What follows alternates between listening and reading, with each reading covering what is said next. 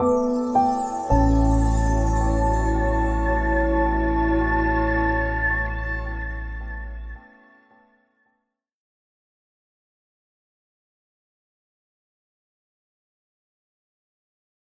give it another minute here. We've got a lot of people behind the scenes. I want to thank for making sure everybody gets in. Dean and Jean Barnold, and Dean Mogg is going to help us out, share some slides and different things. So we appreciate that.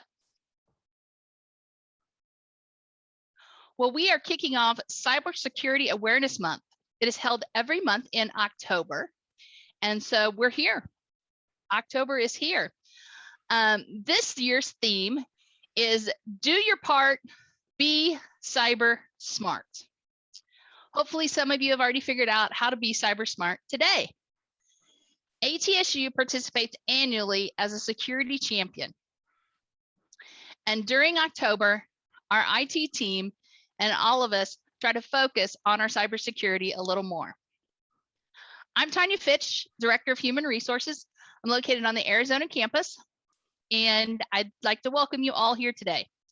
We have three very distinguished guests with us today to share their knowledge about cybersecurity and about the university. First, we have Dustin Usher, Information Security Architect. Dustin, tell us what a security architect does. Yeah, so hey everybody, thanks for joining. I really appreciate everybody being here. So I manage a team of 3 analysts. So basically we're responsible for about 15 different security platforms and softwares that actually are in place to keep our faculty and staff, our students, and our patients' data as safe as we possibly can. So that's what we're here for.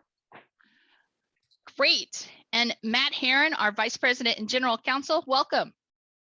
Thank you, Tonya. As I'm the Chief Information Privacy Officer, in that role, I provide leadership and oversight for the development and implementation of policies and strategies, trying to protect the privacy of your data as well as our customers. We have, students and patients alike. So serve as a point of contact for inquiries and requests for privacy-related matters. Thank you, Matt. And finally, last but not least, we have Vice President of Information Technology, Bryan Krusniak. Hey, good morning / slightly afternoon. Thanks, Tonya. So yeah, I'm Bryan Krusniak, Information Technology. And the role that I'm representing today is called the Chief Information Security Officer. And so what that role does is it's responsible for kind of overseeing ATSU's entire information security program. And where Dustin is focused kind of on the back side of things, the security tools and making sure that we're secure from a technology standpoint, and where Matt's role is more kind of the brains and thinking through privacy and all of the HR issues that come along with privacy. I feel like my role as the information security officer is somewhat to translate amongst those.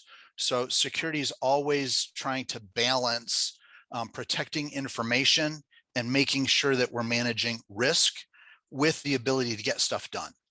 And so that's kind of what my role is to oversee the program and make sure we hit that balance. Great. Thank you all for being here today and leading this wonderful discussion. Let's lead off with Matt. Matt, we have some questions that we kind of planned out here, but could you kind of give us the current climate in higher education and healthcare around security and privacy? Yeah, I'd be happy to. If you think about it, in the last, I guess I've been here, 14 years now, we have changed from a highly deferential area where, higher ed was allowed to kind of do what higher ed wanted to do. They were the experts in the area, and we've really been more of we're now very highly regulated, really turned into a consumer product in a lot of ways. So if you take that paradigm along with the fact that we've got this new novel threat, or at least it's not new, but it's a threat now with cybersecurity where it's on everybody's radar, I'd say the climate is very dynamic. We've got a lot of regulation, a lot of compliance areas and requirements in an area of technology that is moving very fast. and when I say dynamic, we're a complex organization. I'd be surprised if there's any more complex of a higher education institution in the country than us, honestly. We have patients, we're national. So we have patient and different types of sensitive data. We're a national university, so we're talking about many jurisdictions of compliance, privacy, security. So it's a very dynamic area, and it ranges from, vendors. We have to not only worry about protecting your data, Tonya, or I saw Tracy Lance. So I just want to say hi, Tracy Lance. We don't have to worry about just protecting Tracy Lance's information, but also her family if they go to one of our clinics. Or maybe, I don't know, Jax, what is he in? Is he in college yet? He may at some point have student information that we would need to protect. So there's a wide range of data we're protecting. Vendors, Bryan, it seems like Bryan and Dustin work with a lot of vendors that manage our data. So it extends out to third parties. And so, yeah, very dynamic area right now. And there's a broad scope that we're trying to manage. Yeah, can I add on there, Tonya? Oh, absolutely. I think just from a conversation standpoint, higher education and healthcare are probably two of the areas that there are a lot of incentives for hackers to kind of get into those areas, right? So certainly healthcare information. And so Matt touched on vendors. So we have to look at vendors and make sure that those vendors that we choose to use have their security practices in place. So we look at those kinds of things, and we look at our own internal network. So it's kind of balancing both of those. If you think about kind of news around what's going on in those areas, there are vendor breaches that we hear in the news every day. So just to give you a couple of quick examples, Blackbaud is one that was big in the news about a year ago. I think it was 2020 springish. And I think there were over 20 class action lawsuits that came out of that breach. Many of them in higher education space, because Blackbaud is a company that controls donor data. And so that's what they do. And that data was breached. It affected lots of institutions. And their situation was one with ransomware. So ransomware is kind of a technique that hackers use to grab data and then hold it for some kind of ransom, just like you would kidnapping. They kidnap the data in a way and ask for ransom. So in this case, Blackbaud did pay some kind of ransom. We know that. But what we don't know is whether the data was actually destroyed. So they received assurances from a criminal that the data was destroyed, but whether that's really true or not still is kind of out there as an open question. So those are the kinds of things that we're seeing.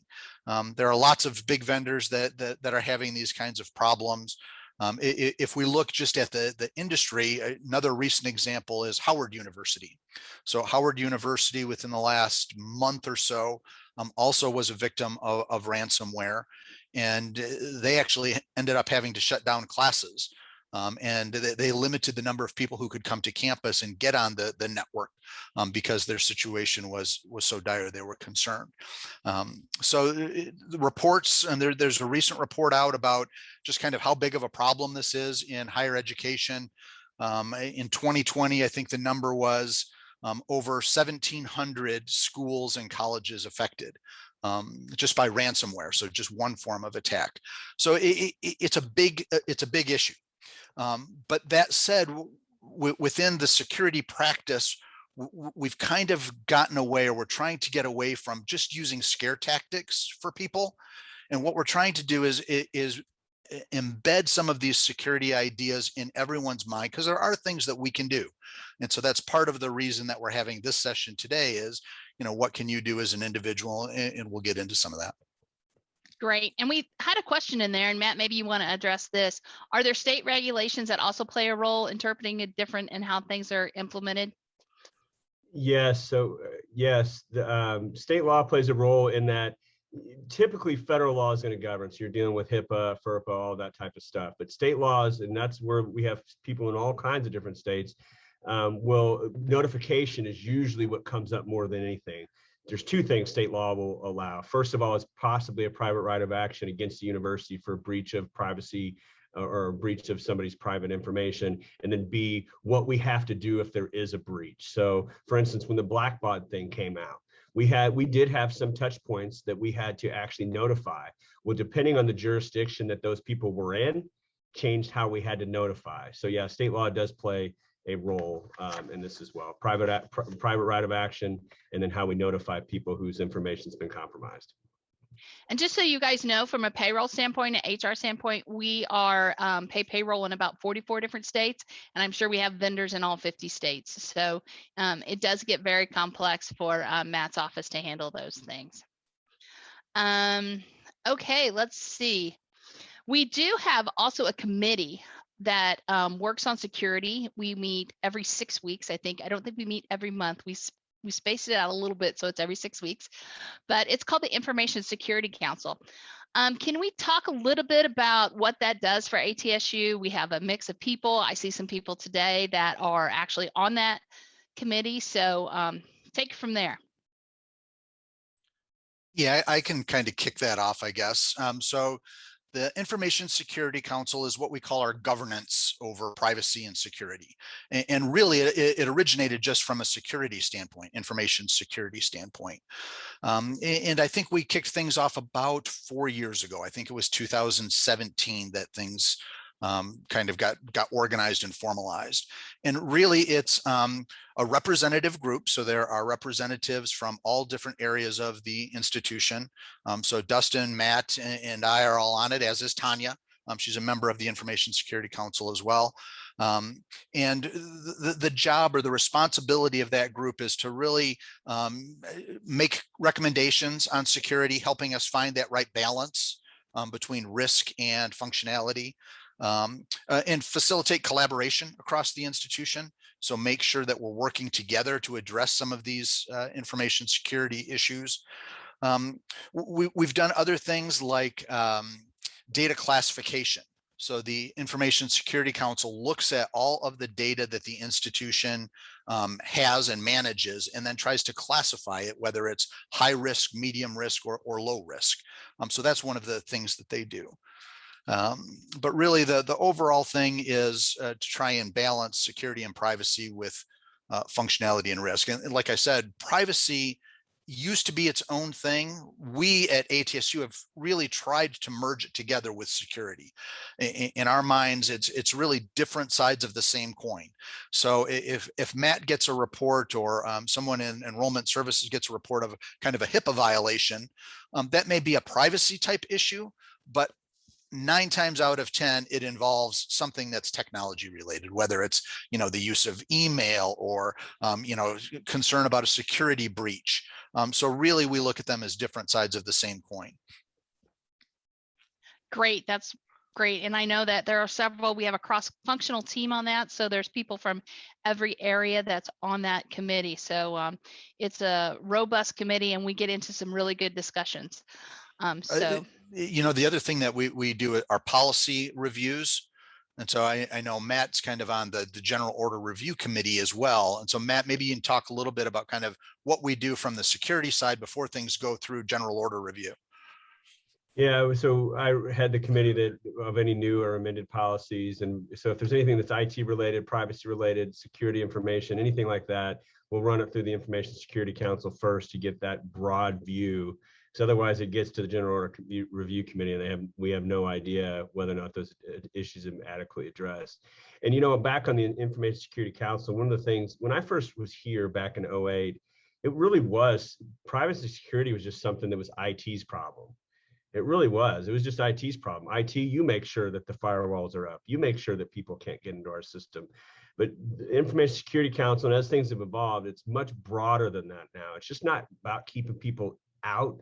It's about protecting it within, but it's also even the discussions of, should we be collecting this information? And if we do collect this information, what should we do with it? What should we not do with it? So it's a fascinating area that's come a long way. And I don't know, it's been 13, 14 years since I've been here. Yeah. And also, who has access to that information? Yeah. Who are the gatekeepers of that information, and who really needs access to that? So Dustin, I'm gonna call on you here, call you out, tell us, how do we know ATSU's on the right track concerning security? And I think Dean's going to share a link to our security timeline for you. Yeah, absolutely. So just like Bryan and Matt were saying, with the implementation of the Security Council, now that really gets us a step in the right direction. But really, we use what's called NIST. It's a National Institute Standard of Technology. It's a cybersecurity framework. That's a federal framework that we use. And actually, we have annual audits as well to help us go through these processes and our different, I guess, controls or measures that are in place from a privacy standpoint and a technical standpoint to make sure that we're really keeping up with those industry best practices. As they were talking about, policy reviews, we're getting those on an annual cycle. That's part of keeping us, in the right track and in the right direction as well. I know everybody's been getting some phishing campaigns coming out, and we give you a little message saying, hey, this was not a legitimate fish. Please send it over to report abuse. So we're really recreating that awareness platform as well to really bring that culture to the university up. So those are some of the major things that we're doing as far as making sure we're on the right track. Have those checks and balances in place. Great. So that picture that's up there is one of the frameworks. So this one is for cybersecurity framework. And so this helps us kind of think through what those best practices are. So we're not starting from a white sheet of paper. We've got people who've actually given this a fair amount of thought, and they can help us put practices in these categories. So identify, protect, detect, respond, and recover. And then there's a similar framework for privacy type issues. I think if we go to the next slide, yeah. And you can see they're very similar. And so where in the past they've kind of been thought of independently, increasingly they're being viewed together because there's so much overlap between privacy issues and security issues. Great. Let's see. What is our best line of ATS first line of defense? How could each employee be a first line of defense, guys? I'm just a regular Joe working from home. How do I make sure that that I have a safe and secure environment where I'm working from? Go ahead, Dustin. You want to do the advertisement? Well, we've been pushing for the MFA. I'm sure everybody's aware of that, right? It's kind of like if you see something, say something, you know what I mean? So with the multi-factor that we've been pushing, just to give a recent stat from Microsoft, just having MFA implemented on users' accounts protects them from 98% of attacks. So that alone right there is, cause to step back and say, you know what, we're doing the right thing. It's an industry best practice as well. So everybody should be getting it, right? just to keep them safe. I mean, with banking and credit cards, we know people are familiar with that. But, we have important data that bad actors are after, you know what I mean? So adding that layer of protection and is really necessary. And we really appreciate the university coming together and just getting on board with that. We've had some great meetings, so we appreciate that. Really champion it because, as an employee, we can really kind of shape the narrative of other people. So I've heard, sometimes people will complain. There's just nothing to complain about. I mean, it can be a little bit of a nuisance, but when we went out for our insurance bid on our cybersecurity policy this past year, the fact that we didn't have an institutional-wide MFA up at that point for renewal automatically excluded us from a majority of policies across the country that were even available for cybersecurity. And so, there's a lot. This is now the low bar in a lot of ways. It's just the floor. So if you could help, one thing we could ask that you do is to help really champion this to your employees, that this is a good idea and it's really important for ATSU. Yeah, there are lots of things that individuals can do. So, I think the question was something about, employees being the first line of defense. And certainly multi-factor authentication is a big part of that. So certainly do multi-factor authentication. But there are lots of other things, and it's really about building certain kinds of habits And so that's what we're trying to do with some of these security awareness things, is change awareness into practice and then into habit. So things like, if you're on public computers, log off when you're done. Kind of understand what HIPAA and FERPA are, just so you've got a general understanding of, what is personally identifiable information if you're someone who's collecting credit cards, or what is personal health information, or identifiable health information. Backing things up. Understanding, where to put your data so that you're not saving things to your local desktop, you're saving them to a network drive where they're automatically backed up. Thinking about what kind of data you're working with. Are you working with data that is a little bit more high risk, or something that needs to be more confidential? Watching what you put into social media. I mean, these are things that are in the news that we can actually do.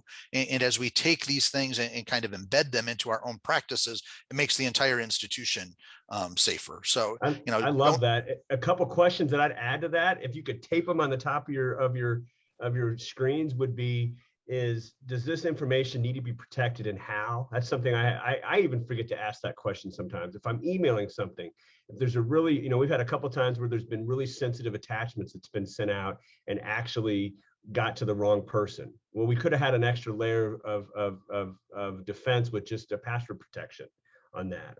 And then the second question is, do I have all the right people in the email? Those are the two questions that before you send an email out, I would ask both of those questions. Is there sensitive information that needs to be protected a certain way, and how? And B, do I have all the right intended recipients to that particular information? Yeah, you know what? One more thing I want to add to that as well, too. Not only do we here as the security team care about the university as a whole, but I think what we're trying to express for the university, people can take back, in their personal lives and then apply it. Because, they can't just attack here at the university. People can attack personal lives as well, identity theft and stuff like that.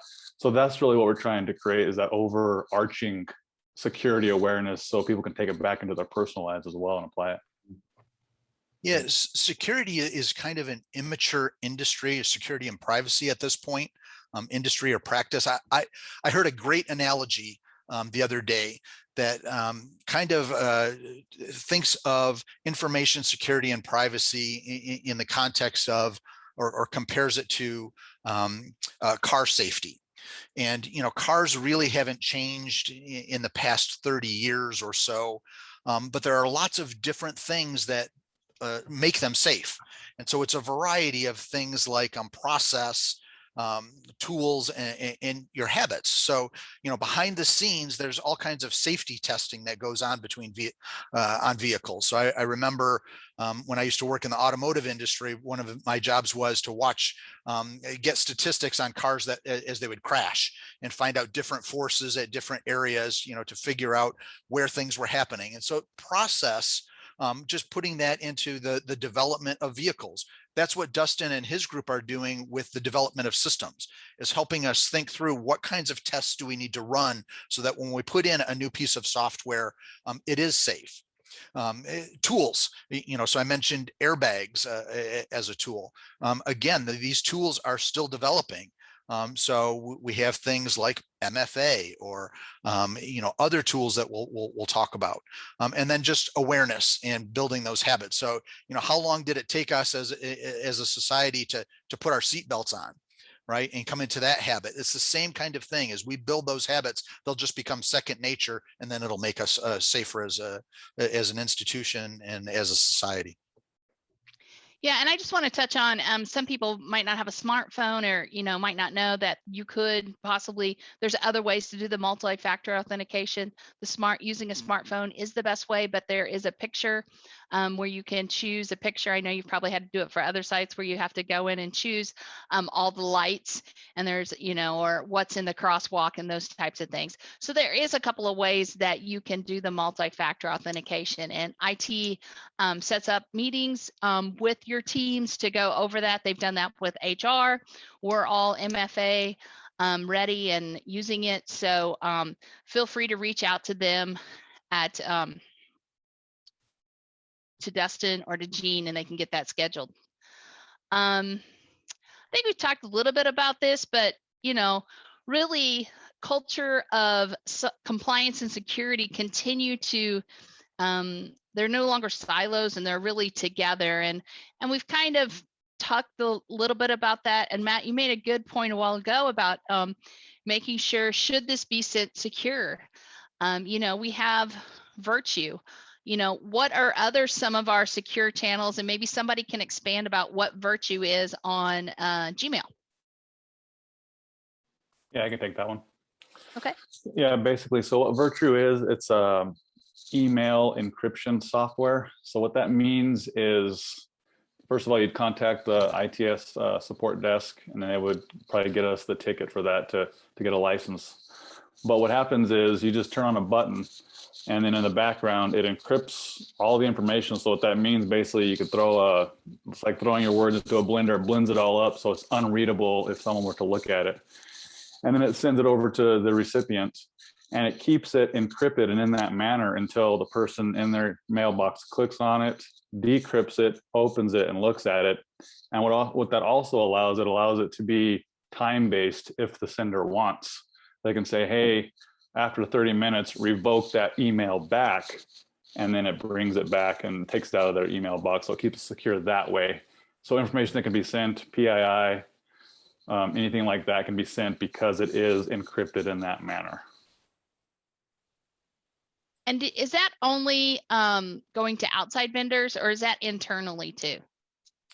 So since it is, that software platform can be used to send to outside vendors as well, and they would have to click on it to decrypt it, and then they would get a pop-up saying verify who you are, okay, and then they could read the email. Great.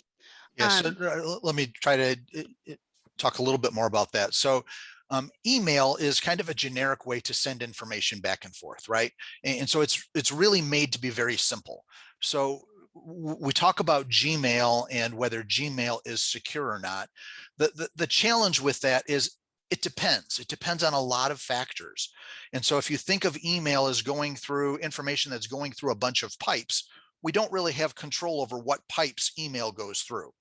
What Virtru does is it defines the pipe for us. And so now all of a sudden we've got a known method that people are getting that information back and forth, and that's why it's secure. What a good way to put it. That's such a good way to put it, because once you email information out, if it's not encrypted, or it can get sent to anywhere and everywhere. And I'm assuming through Virtru. So if I send an email to you, Bryan, you can't then just forward that information onto somebody else. I mean, you could print it off, I guess, and find ways around it, but it couldn't just be sent off by email to somebody else, then they open it, correct? Exactly. It finds the pipe. I like how you put that. That makes a lot of sense. Kind of going along with that too, it does have other options though to watermark documents. So it keeps them secure that way as well. So if you do print it off, it'll be all watermarked, or may not even allow you. And there's those control measures in the software platform itself. So the question, go ahead, Tonya. No, go ahead. So the question that I hear a lot is, how do I know when I should use a tool like Virtru? Like, you know, what should trigger me to use it? And I think there are two things for me that would automatically trigger it. Is if you're dealing with any kind of personally identifiable information, credit card numbers, social security numbers, that kind of information, absolutely, it should go through Virtru secure email. If you're dealing with healthcare information, absolutely, it should go through Virtru and be encrypted en route. There's another set of tools called in Gmail called confidential mode. And confidential mode is another tool that we don't really talk about a whole lot, but it's useful. And I would say it's useful for those things that maybe don't rise to that level of, you know, needing to be encrypted, but certainly need to be more secure. And that's why it's called confidential mode. And so you can just go down to the bottom of your screen. One of the icons there will be confidential mode. And when you send something in that mode, it will put a timeline on it, and it will put other restrictions on whether that information can be forwarded to others. So do we have trainings on that type of stuff out there? We probably do. I just, because I just learned about it. So that's really good information. I was like, wow, that's something new. So maybe we'll put that, IT can put that in the next bites and bits. and we can link it into a UKG course or something. But yeah, I didn't know about that confidential mode. That's awesome. Yeah, that there are, that's the challenge with things now, right? Is there are so many new tools that are coming out all of the time. It's the awareness, it's getting them in people's minds. And then again, moving from awareness into practice into habit. So what we'll do is we'll continue to kind of reinforce that. But when you hear about something like that, like I'm sure there are a few people here who are going in Gmail confidential mode. Just Google it. And you'll find that there's training material right there, and it's all of 2 minutes for you to figure out how it works and what it goes. And then if there are still questions, then that's the time to come to us and say, hey, help desk, here's my question about using confidential mode, and then we can kind of get into a better conversation about it from there. Great. Also, is Virtru available for all platforms, email platforms, or does it only work for Gmail? That is a great question. Okay, well, we'll get back to you all. No, let's answer that. So Yeah. I'm not sure kind of where that question is going. So the institution uses Gmail. So Virtru is an add-on to our Gmail system. So when you send out a message using Gmail, you will click on a button that then kind of adds on this additional layer that goes through Virtru. So in terms of all platforms, yes, it will handle all platforms. Our interface to it is the university's Gmail system, but it doesn't matter what the recipient is using. If the recipient is using, Microsoft Outlook or some other email platform, it will still be encrypted throughout all of those other platforms. Yeah, I think that hit on the answer was if somebody's using Microsoft Outlook and I've sent it through Gmail, can they still open it? And so I get some nods from the people that are putting that out there. Let's see. To use Virtru, is there a certain browser? Do you have to use Chrome or can it use Mozilla? And we'll get to these questions maybe later, but I'll just throw that out there real quick as one that we need to go. It looks like Tim answered that, Chrome and Brave only. Okay, we're going to move on to some more things we kind of want to talk about today. Let me get back to my list here. You guys are doing such a good job with your questions. What should I do if I suspect that I'm being phished or I have a cybersecurity breach or privacy concerns? We should give something away the first person that chats this. I mean, it's been said a couple of times, but let's see. Oh, report abuse. Yeah, Dawn Schaefer, compliance manager. She was all over that. Yeah, report abuse at atsu.edu. That's what you need to do, is you need to do that. Of course, we do have a regulatory policy as well in the 10s that if we have somebody, a regulatory person that shows up, there's other things that you do for those people. So make sure that you check those policies out. Good job, Dawn. Yeah, really, let me just expound on that a little bit, Tonya. We're trying to make it simple for people to remember. So in the past, we had, you could contact the service desk, or you could contact Matt as the privacy officer, or me as the security officer. And those are still methods that you can use.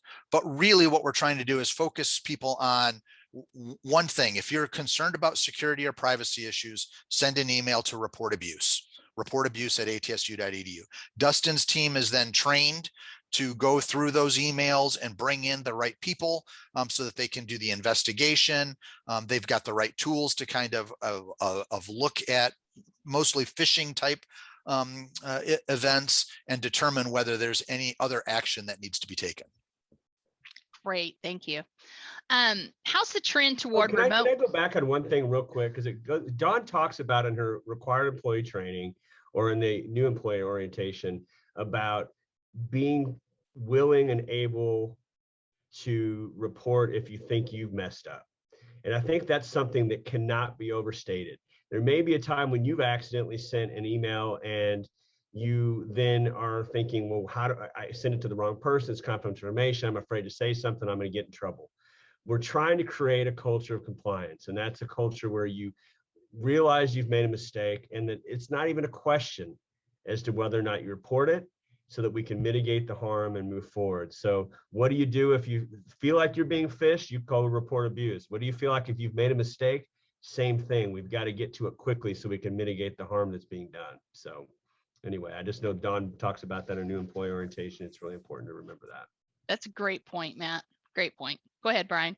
Yeah, no, I was just going to reiterate, well said. And with the know before information that we're using now, where IT is actually sending out phishes, kind of fake phishes, to try and help people look at the right things, so that kind of what is that information that kind of tips you off that something is not as legitimate as you might think. And the same thing with that. We don't want people to feel like they're being, if you get flagged that, hey, I clicked on this when I shouldn't have, don't feel bad. Like, that's part of the learning process.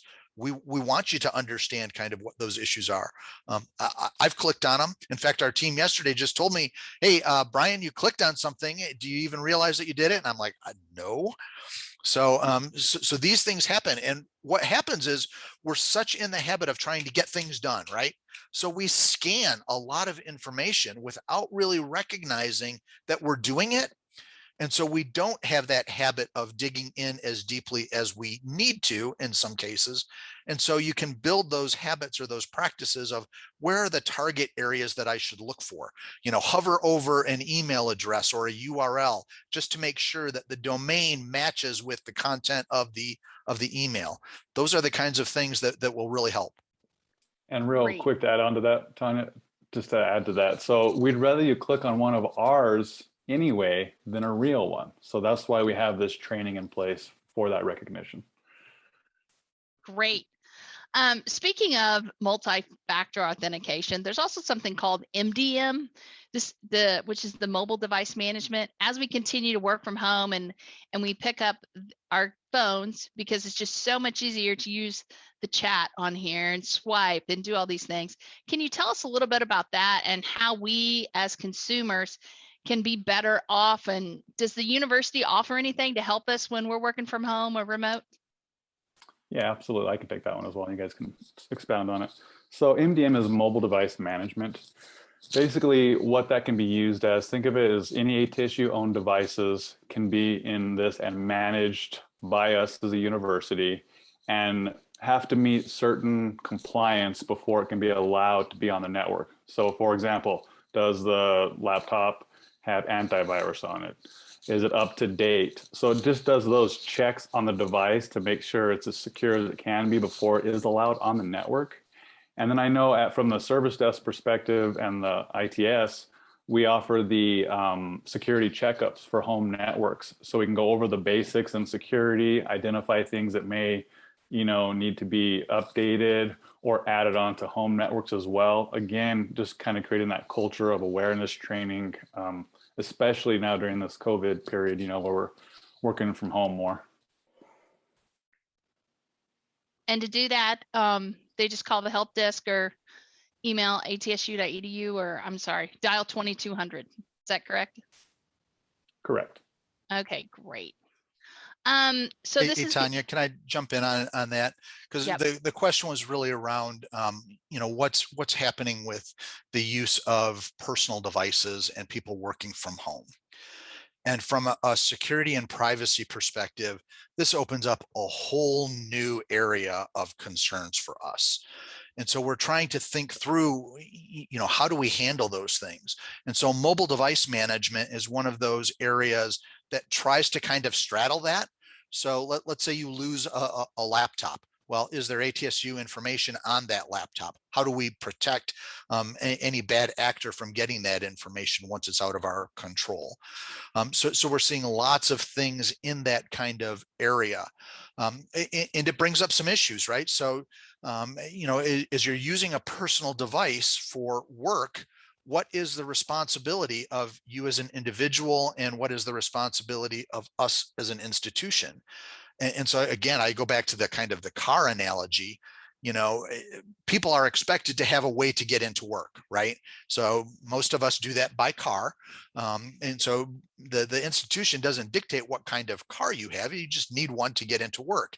And I think in the future, it's going to be similar for like mobile devices or some type of device. You're going to need to have a way to get into the ATSU world, the ATSU network.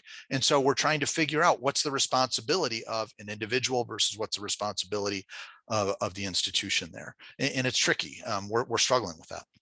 Yeah. Yeah. I think that's been a discussion on our ITS Security Council, and it gets pretty complex really quick for all of us. But you think about a wellness check, and in HR, if you're on our health insurance, you need to get a wellness check to get to still healthy. What's a normal time frame to get your computer checked out? I mean, I know we're all on a rotation, but how often should we get our mobile device checked, or does it matter? Or what's the recommendations on that? It's a good question. I don't know that we've put any kind of recommendation out there, but I'll give you thoughts right off the top of my head. So annually is a good marker, right? So once a year, or as required, right? So you go to the doctor if you feel like you've got symptoms. If something doesn't seem right with your network, trust that instinct. A lot of times technology is just as much art form as it is science. And you'll notice, maybe it's a longer delay or something else that's going on. That may be a reason to just call the service desk and say, hey, I'm just noticing that something's going on here. Give them a shout. That's what we're there for. Great. I know we just got a new puppy at home, and our Wi-Fi went out a couple of times. I'm like, what is going on? Go over. Little puppies like to chew little things. So power cord. So anyway, it might be a simple thing as changing out a power cord. Kind of wrapping up, and I think we've got most of the questions answered. What keeps you up at night when we talk about security and privacy and those types of things? Nothing. They sleep sound. All right. Well, that's praise the Lord. Let's move on. No, No, that's landmines. I'd say for me, it's just the threat of the data breach. But the problem with that is that then you'd never sleep, because it's going to happen. It's going to happen eventually. It's just the world we live in. So I think what keeps me up at night more than anything would be our unpreparedness to respond to those incidents. I think we have good processes in place, and we've been tested, and then we have responded appropriately. But it's our response and being willing to not only identify the threat, but then mitigate it, and then appropriately respond. Bryan? Go ahead, Dustin. I'll go last. Okay. Yeah. So for me personally, I would say probably the ransomware. There's some new things that are coming out, as far as called ransomware as a service. These are being backed up by nation states, and they're starting to target universities more because they know we have intellectual property. They know that we have health data, and they starting to realize a little bit that sometimes universities may not have the resources to throw at security. So they're seeming to find the universities being easier targets. And we have nation states that are designing these and being paid, through the government. That's kind of scary. So that does keep me up. Yeah, that's where I was going to go too. Certainly in the short term, ransomware is a significant threat. And even though we have plans in place and we know how we would respond, I think it's different when your adrenaline is going through and coursing through your veins, and you're trying to do something, and you're making some of these decisions almost immediately, and that can be tricky. So the more that we can practice it, and like I said, build those habits, that's what keeps me up at night. Is how do we mature as an institution? How do we mature as an industry? Because this is not going to go away. So for a while, I maybe was just blue skying, thinking that, it's not a short-term thing. This is the future. And more data is being collected on each of us as individuals. The ways that data can be used either against us or even manipulated in ways that might not be against us, but might be against society in general. These are scary things. But they're not things that we just need to throw up our hands and give up. Like we can address them. And so we've got to figure out what kinds of mechanisms can we put in place to address them. And so that's one of the reasons, like with Dustin and his group, we set that group up. So it's only been Dustin and his group formally as a department where we're starting to isolate the costs associated with security and privacy. It's only been a couple of years, but that's going to continue. And then adding different functions into that. So these are things that we need to do anyway, right? So we need to look at vendors as we're going through. Matt's done a great job with the contract routing process and flagging things for IT to look at when there's new software. And so we try to think of the things that users might not think about, like how is that data backed up? Where is that data stored? What are the practices of the company that's running and managing that data? So these are the practices that we're trying to develop. And that's what keeps me up, is how can we continue to be a step ahead of the bad guys? Because it's just like a leapfrog game where, you know, we'll come up with a way to mitigate something, and then there'll be a new threat that's out there. And I will say, I give it up for our IT team for keeping us safe every day. They do practices, they do drills behind the scene that we don't ever know about. They do tabletop exercises like, I think we did one in HR one time. What if payroll got knocked out in Kirksville? And Mary's like, "Are you ready to do payroll from Arizona?" I'm like, "Sure. You're going to have to walk me through step by step, but we will get everybody paid. We can do that." So those are the things that go on behind the scenes that those guys and gals are doing to make sure that ATSU is up and running all the time. Other thoughts or questions? Otherwise, October is Cybersecurity Month. Contact, I think Dean's going to pop up the ITSU or ITS security page or page in general. There we go. Thank you, Dean. Don't forget, go out to your portal, check out the IT page. If you need anything, if you think anything is suspicious, report abuse at atsu.edu. And let's see. Did I get all the questions? Hey, one more thing real quick, Tonya. Sure. Please take it back to your department, sign up for MFA. One last plug, sorry guys. Yes, sign up for MFA. Thank you guys. We'll give you back here some time and have a great day. Thanks for everybody that participated. We appreciate it.